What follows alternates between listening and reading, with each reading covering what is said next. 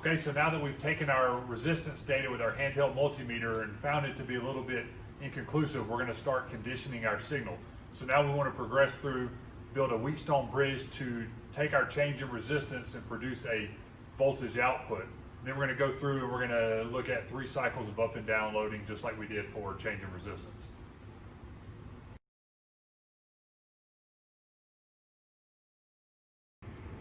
Okay, now that we've constructed our Wheatstone bridge to take our signal and condition it from being a resistance change to a voltage change, we're going to go through and look at the circuit and see exactly how we're going to record that signal output. So our Wheatstone bridge is constructed of 4 resistors. The resistances that were chosen were approximately 120 ohms in order to match the resistance from the strain gauge itself. Now, because of the imperfections in manufacturing these are not all going to be exactly 120 ohms.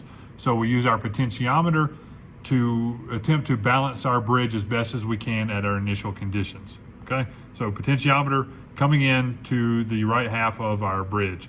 The left half of the bridge is constructed with an arm being made of our strain gauge. So one leg of the strain gauge is connected to our plus 5 volts. The other leg of the strain gauge goes to our next resistor leg. Then in order to compensate for any lead wire resistance, we have our sensing wire. So when we go to actually produce and record this signal, what we're really looking at is the difference in the voltage over both of these legs.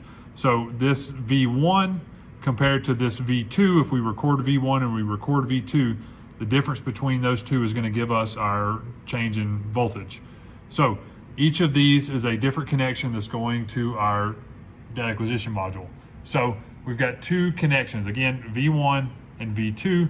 Both of those are going to be made as single-ended connections with respect to ground. So again, in order to get our actual bridge output, we need to take V1 and subtract that from V2.